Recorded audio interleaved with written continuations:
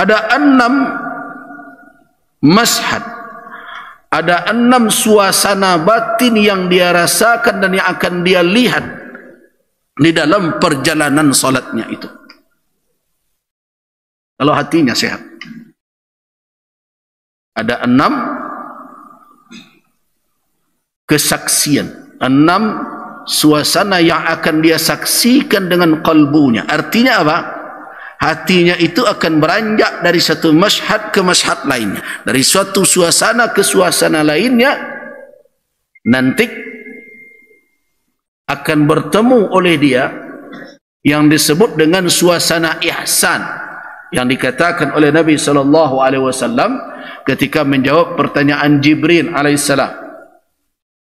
Jibril datang menjelma menjadi seorang pria dengan baju yang sangat putih, penampilannya, rambutnya begitu hitam, gagah laki-laki itu. Tapi tidak seorang pun dari sahabat yang kenal dengan dia, dengan orang tersebut. Namun ketika diperhatikan pakaiannya, kondisi fisiknya, tidak seorang pun lam nara fihi asar as-safari, tidak terlihat oleh kami tanda-tanda orang melakukan perjalanan jauh. Jadi awal kedatangan Jibril itu sudah para sahabat sudah curiga, ini siapa ini yang datang?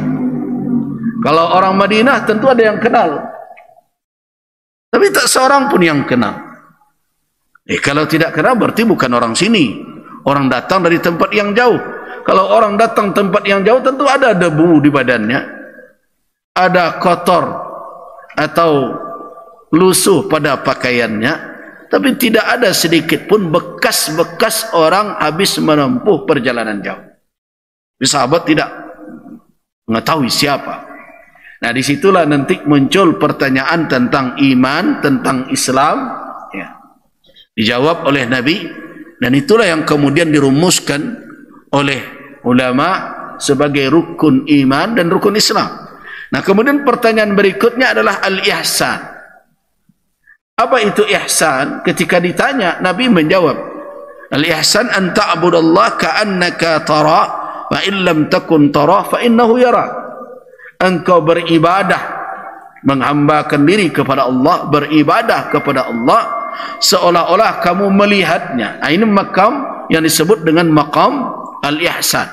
Nah, orang yang memiliki hati yang sehat, maka dia akan melalui masyhad atau suasana batin yang demikian. Tetapi kalau tidak, berarti ada perkara-perkara yang tidak dipenuhi oleh diri kita sehingga tidak sampai-sampai kita ke makam itu. Dari mana masyhad akan dimulai? Suasana apa yang mesti dihadirkan kalau kita melaksanakan salat? Al-masyhadul awal, yang pertama adalah al-masyhadul ikhlas. Masyhadul ikhlas, yaitu adalah suasana batin yang penuh berisi dengan keikhlasan. Bagaimana cara mewujudkan itu? Hendaklah al-hamil alaiha wad-da'i ilaiha raghbatul abdi fillahi wa mahabbatuhu lahu wa talabu mardatihi wal qurbu minhu. Al-qurbi minhu wa tawaddud ilaihi wa imtithalu awamirih. Jadi orang baru akan merasakan suasana bahwa dia berada dalam posisi beribadah seperti melihat Allah. Kalau tidak sampai ke tingkat itu, dia merasakan atau meyakini bahwa Allah melihat dia. Untuk sampai ke situ, maka hamba akan melangkah dari tangga ke tangga, yang dikatakan masyhad demi masyhad. Suasana batin yang dia rasakan itu pertanda alamat bahwa hatinya dalam keadaan sehat. Jadi hati yang tidak sehat tidak akan bisa diajak untuk apa? Untuk melakukan salat dalam suasana yang dikatakan oleh Nabi, an ta'budallaha ka'annaka tara fa in lam takun tara fa innahu yarak. Hati yang sakit tidak bisa sampai ke situ. Engkau beribadah kepada Allah seolah-olah engkau melihatnya, dan kalau engkau tidak melihatnya maka yakinlah Allah melihatmu. Itu yang bisa sampai ke sana adalah hati yang sehat. Hati nama penyakit, tidak bisa. Nah, ada tingkatan-tingkatan, suasana demi suasana yang harus diciptakan di dalam kalbu insan. Yang pertama namanya masyhadul ikhlas. Itu suasana keikhlasan. Bagaimana menghadirkan suasana ikhlas itu? Hendaklah yang memotivasinya, yang menyerunya untuk melaksanakan ibadah salat tersebut sebagai tanda bahwa hatinya sehat adalah apa? Yaitu keikhlasan untuk mendekatkan diri kepada Allah dan mencari keridhaannya. Itulah yang mendorong, itulah yang memanggil.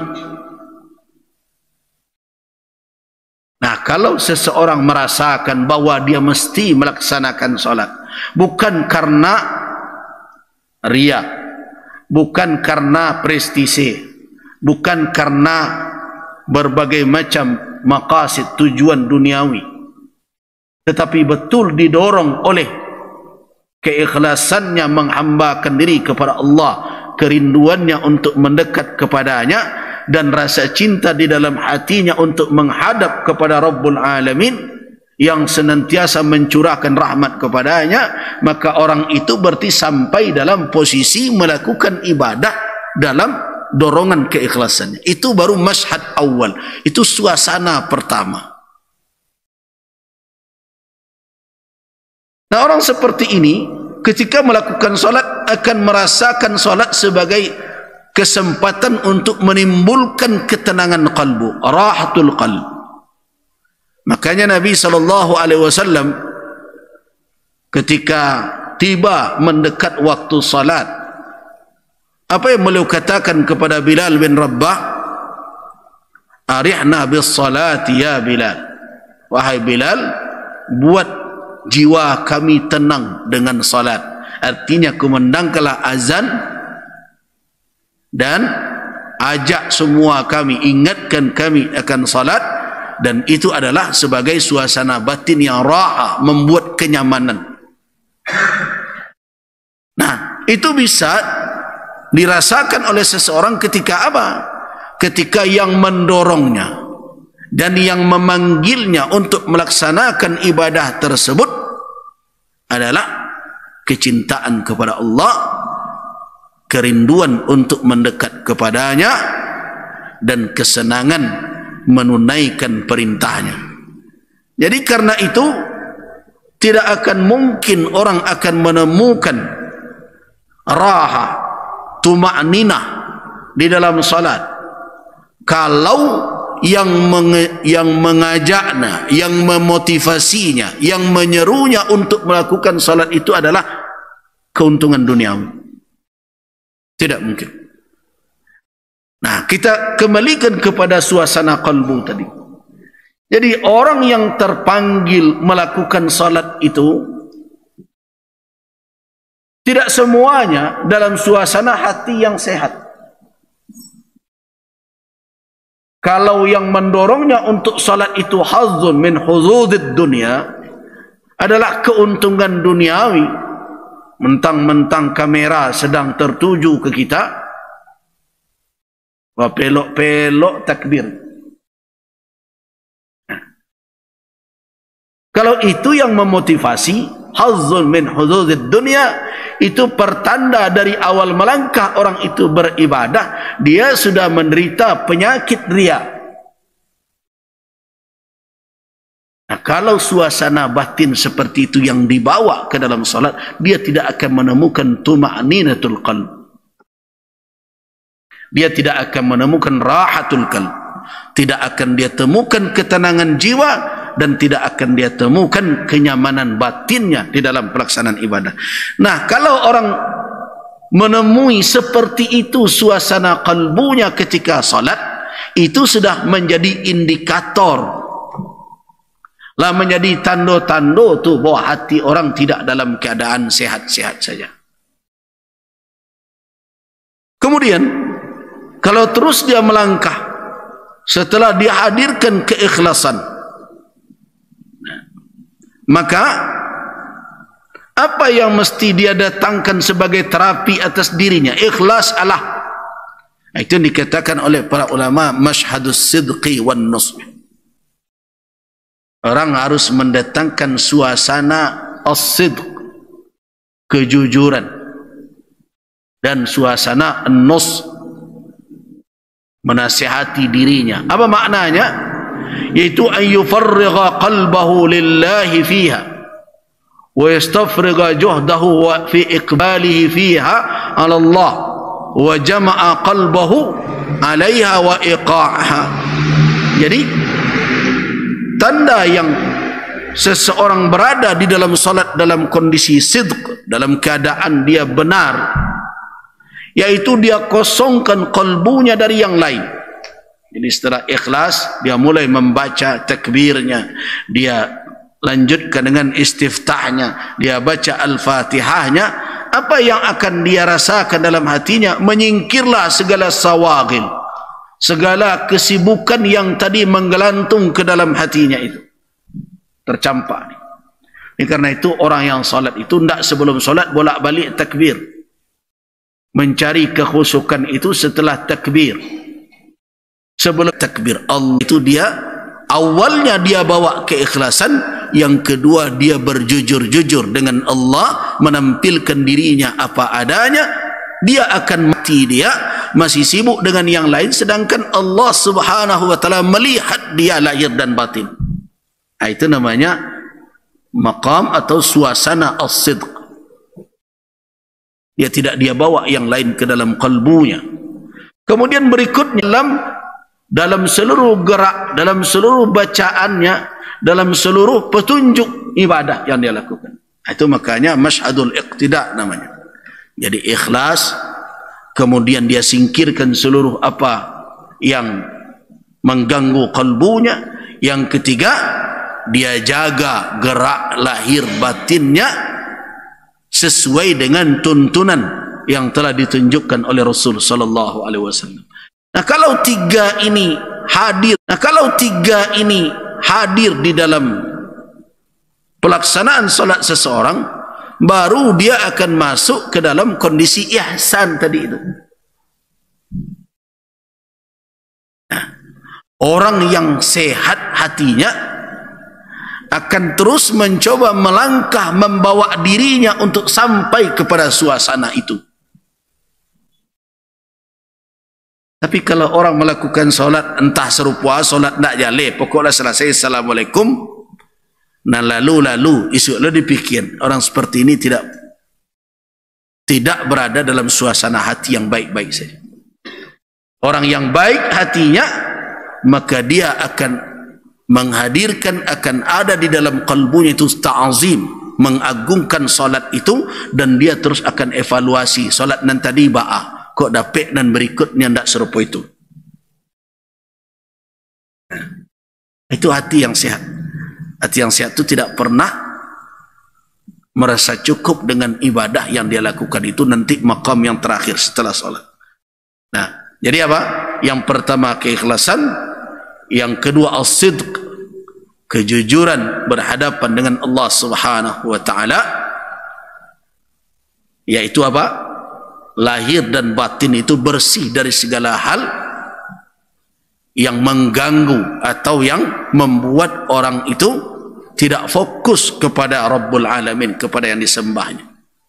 Yang ketiga adalah al-mutaba'ah wal iqtida, menjaga dirinya, sikapnya, perilakunya di dalam salat itu berada di dalam suasana patuh dan taat dalam mencontoh, mentauladani Rasul sallallahu alaihi wasallam, berkomitmen menjalankan petunjuk yang diajarkan oleh Nabi. Nah, kemudian baru yang keempat, baru dia sampai ke peringkat ihsan tadi. Nah, jadi apa hubungannya dengan orang yang sakit dan sehat hatinya? Orang yang sehat hatinya, inilah himmah dia, inilah perhatian dia. Kalau dia masuk untuk melakukan salatnya, hal-hal yang seperti ini akan terus dia hadirkan, dan dia ingin setiap salat yang dia lakukan itu lebih baik kualitasnya dari yang lalu. Tapi kalau orang walaupun dia salat, dia tidak peduli bagaimana solat yang dia lakukan itu. Entah seperti apa, entah membawa manfaat, entah tidak. Tak penting, najaleh kerajo selesai. Nah, orang seperti itu tidak sehat hatinya itu.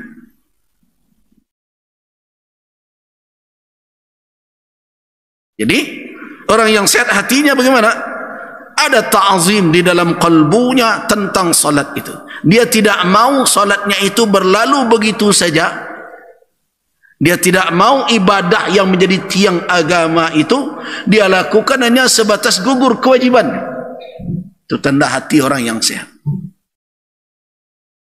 Karena itu dia akan rindukan dari solat ke solat.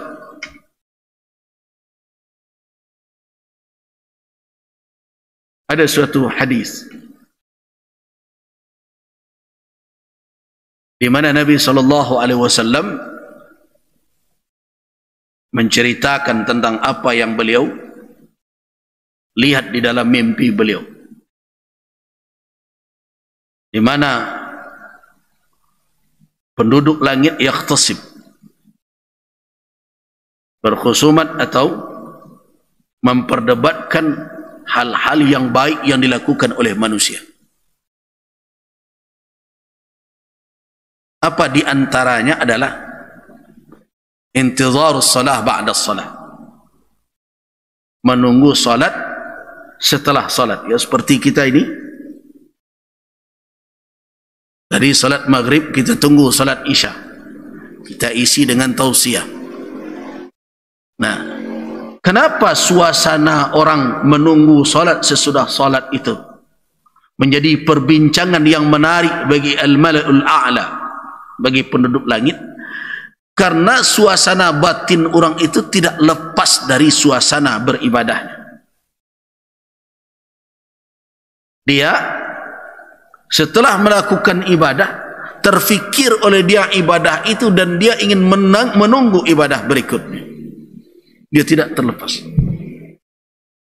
Nah, orang yang sehat hatinya tidak akan pernah puas dengan ibadah yang dia lakukan sebetapapun hebatnya. Kenapa?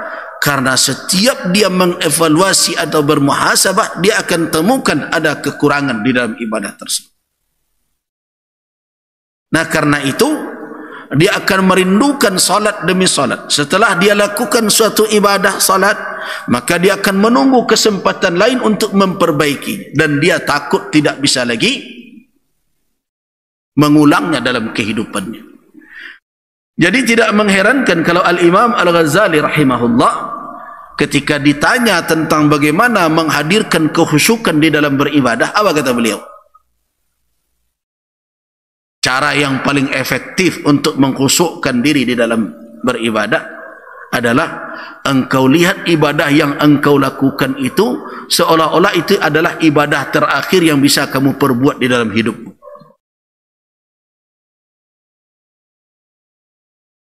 Jadi kalau diumpamakan datang malaikat maut sekarang kepada salah seorang kita, kemudian dia berkata, ibadah terakhirmu salat isya, habis salat isya inna lillahi wa inna ilaihi rajiun. Saya yakin tu salat isya itu paling khusyuk yang dilakukan orang itu. Kenapa? Karena dia tidak bisa mengulang lagi. Kata Imam Al-Ghazali rahimahullah, kalau kamu ingin merasakan kekhusyukan, bagaimana kamu mendidik dirimu, kalbumu supaya khusyuk? Setiap engkau tegak mendirikan ibadahmu, coba engkau lihat itu sebagai ibadah terakhir yang bisa kamu lakukan dalam hidupmu, dan kamu mungkin tidak bisa mengulangnya lagi. Nah, itulah orang yang hatinya sehat. Artinya apa? Ketika hati seseorang itu sehat, maka di dalam pelaksanaan ibadah salatnya ada muncul rasa ta'zim, pengagungan. Bahwa ini bukan perkara ringan, bukan masalah dikerajokan selesai. Ini adalah pertanggungjawaban yang berat. Ini awal amal yang akan dihisab oleh Allah Subhanahu wa taala. Itu yang terasa di dalam hatinya. Karena itu dia lakukan sebaik-baiknya, dan dia melangkah dari suasana batin ke suasana batin. Dia melangkah dengan keikhlasan. Kemudian ketika dia takbir, dia angkat tangannya ketika dia masuk ke dalam ihram dia, ke dalam takbiratul ihram dia kosongkan segala sesuatu yang akan mengganggu munajat dia dengan Allah Subhanahu wa taala. Kemudian dia jaga dirinya, lahir batinnya, qaul, perbuatannya jangan keluar dari tuntunan Rasul sallallahu alaihi wasallam. Itu adalah suasana yang ketiga. Yang keempat adalah baru dia hadirkan al-ihsan tadi. Tapi kalau tiga tadi terwujud, maka yang keempat akan bisa terwujud. Orang itu kalau sudah bisa menjaga lahir batinnya iqtidaan kepada Rasul, ini meniru perbuatan Nabi, amalan ini dilakukan sesuai tuntunan yang beliau lakukan, ikhlas sudah ada, yang lain sudah menyingkir dalam kalbu, perbuatan, perkataan, suasana batin sudah dikawal agar mengikuti apa yang diberikan oleh Rasul sebagai petunjuk dalam beribadah, maka barulah ihsan akan muncul. Itu maqam yang keempat.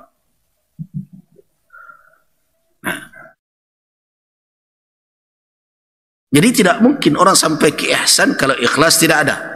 Tidak mungkin orang sampai ke peringkat ihsan dalam beribadah, anta'budallah, engkau menyembah Allah bagaikan melihatnya, kalau dia tidak mengosongkan dari kalbunya segala bentuk kesibukan yang tidak ada hubungannya dengan ibadah dan munajatnya.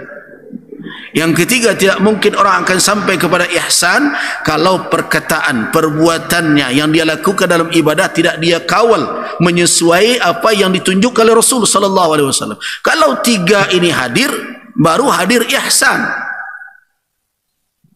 Kenapa kamu tidak mau bermain-main dalam solat? Allah melihat. Kenapa kamu tidak mau menghadirkan hal-hal yang lain dalam hatimu? Allah melihat. Allah mengetahui. Nah, tiga itu pokok, boleh dikatakan rukun untuk mewujudkan ihsan di dalam qalbu ketika salat. Nah, itu yang dikatakan oleh Nabi, an ta'budallah ka'annaka tara fa in lam takun tarahu fa innahu yara.